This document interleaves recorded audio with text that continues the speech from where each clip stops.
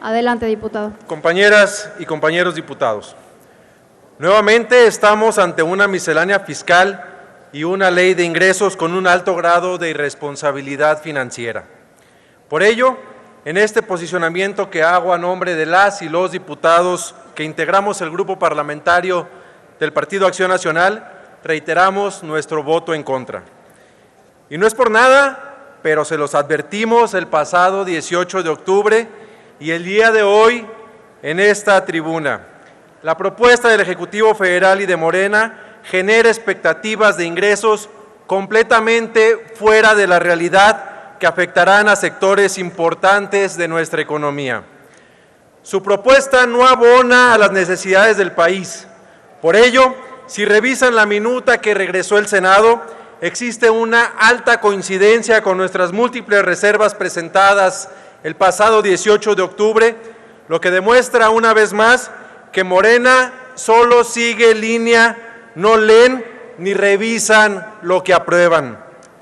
Los senadores tuvieron que corregirles la plana del tremendo error que cometieron, dando muestras de trabajo plural y de que sí se pueden modificar los puntos y comas cuando es necesario y se legisla con responsabilidad frente a la nación. Las modificaciones que ahora discutimos son relevantes. Por ejemplo, dar revés a los autos chocolates. También el Senado no aceptó el cobro de derechos por uso de agua en el campo, propuesta que ni siquiera venía incluida en el planteamiento original del Ejecutivo Federal, pero que por desconocimiento del diputado que la promovió y el de aquellos quienes lo avalaron, ponía en riesgo las actividades de muchos productores del campo mexicano. A pesar de que nosotros en la Comisión de Hacienda y aquí en tribuna les pedimos reflexionar el tema y dar marcha atrás a la propuesta de no imponer más impuestos al sector agrario, que históricamente ha sido olvidado, ustedes votaron a favor. Afortunadamente, el error quedó corregido, pero además se les otorgará un estímulo para reducir al 30% el pago del impuesto sobre la renta cuando se trate de ejidatarios y comuneros dedicados a actividades agroindustriales con ingresos anuales de hasta 5 millones de pesos. Desde aquí les decimos a los productores del campo que estén tranquilos, que el aumento al cobro de impuestos que pretendían imponer los diputados de Morena, afortunadamente está quedando en el olvido. Esperemos también que la mayoría en esta Cámara recapacite sobre los recortes a programas a cargo de la Secretaría de Agricultura y Desarrollo Rural que el presidente López Obrador propuso a esta soberanía.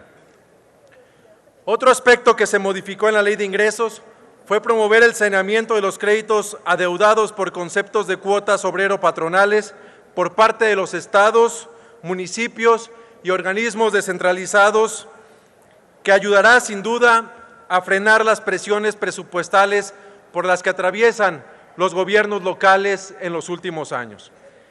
La propuesta se pudo haber complementado de manera exitosa si en la Ley Federal de Derechos se hubiera respetado la autonomía de los municipios mineros del país, ya que la derogación de los 4 últimos párrafos del artículo 275, vinculados al Fondo Minero, otorgan al Gobierno federal la responsabilidad total de asignar los recursos y determinar los proyectos a ejecutar.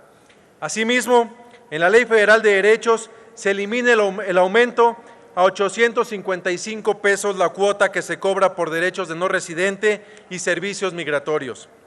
Por lo tanto, permanecerá vigente el texto a fin de mantener en 558 pesos el cobro a extranjeros por la obtención del documento migratorio que acredita la condición de estancia de visitante sin permiso para realizar actividades remuneradas, y se mantiene la propuesta de 149 pesos para el caso de prestación de los servicios migratorios en aeropuertos a pasajeros de vuelos internacionales que abandonen el territorio nacional. No obstante que reconocemos lo anterior, creemos que en términos generales la propuesta de la Ley Federal de Derechos queda incompleta porque en lo referente a los ingresos que se obtengan por la recaudación del derecho de los visitantes sin permiso para realizar actividades remuneradas con fines turísticos, a pesar de que se acordó que el 80% de los ingresos provenientes de este derecho se invertirá en estudios, proyectos e inversión en infraestructura, será el gobierno federal quien los determine, demostrando una vez más la práctica descentralización de los recursos y la falta de transparencia y de rendición de cuentas. Es posible que este monto se sume a los 402,000 millones de pesos que representan hoy en día los programas sin reglas de operación, estimación realizada por la organización México Evalúa, lo cual es lamentable porque ratifica que la administración de López Obrador será reconocida por la opacidad y la discrecionalidad de los recursos públicos. Otra modificación del Senado en materia de impuestos sobre la renta es la modificación al esquema de retención de las personas físicas que perciban ingresos a través de Internet mediante plataformas tecnológicas. La retención será provisional y definitiva cuando los contribuyentes tengan ingresos de hasta 300,000 pesos anuales. Además, en el artículo 113 de la ley se propuso aplicar una tasa de retención máxima del 5.4% por los ingresos que reciben los contribuyentes que enajenan bienes o prestan servicios a través de Internet mediante plataformas tecnológicas o aplicaciones y no del 15% como se aprobó en esta Cámara, lo que perjudicará menos a estas actividades económicas y a la población que las utiliza. Es importante que los mexicanos sepan que los que pagan impuestos aportarán 57% de los ingresos totales del gobierno para el 2020. De los más de 6.1 billones de pesos aprobados por el Senado, más de 3 billones se obtendrán a través del pago de impuestos de los contribuyentes. Esta cifra es 2.7% mayor en términos reales a lo aprobado para este año. Reconocemos los trabajos de la colegisladora, pero los ajustes en la carátula de la Ley de Ingresos demuestran, como ya he dicho, el alto grado de opacidad que caracteriza a este gobierno.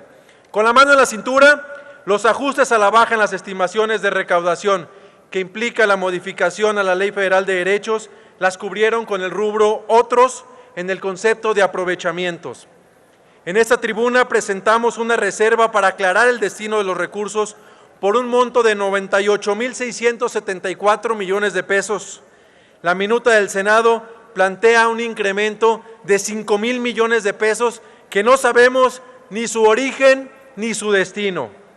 Lo correcto sería que el próximo año, en vez de cobrar más impuestos para cubrir los boquetes fiscales, el gobierno federal incentivara la economía para evitar la recesión en la que estamos y que garantizara mecanismos de transparencia en el ejercicio de los recursos públicos. Por ello hemos insistido cada año desde 2013 en hacer una reforma fiscal de mayor envergadura para atender los rezagos y retos que tiene nuestro país. Qué lejos está el presidente López Obrador de cumplir su promesa de crecer por arriba del 4% y de no cobrar más impuestos a los mismos de siempre. Este gobierno es irresponsable porque no estima con precisión las variables económicas y sí condiciona los incrementos o reducciones de ingresos al cobro de más impuestos que afectan a la misma base de contribuyentes. Compañeras y compañeros diputados de Morena y aliados, si el día de hoy una vez más votan a favor de la minuta del Senado, la cual trae correcciones claramente insuficientes, avalarán la incapacidad de este gobierno no solo para establecer pronósticos reales, sino la incapacidad para cumplir las promesas de un mejor país. La solución, como ya lo hemos advertido, está en corregir los errores que se cometieron al aprobar las reformas a las diferentes leyes fiscales y la Ley de Ingresos la semana pasada.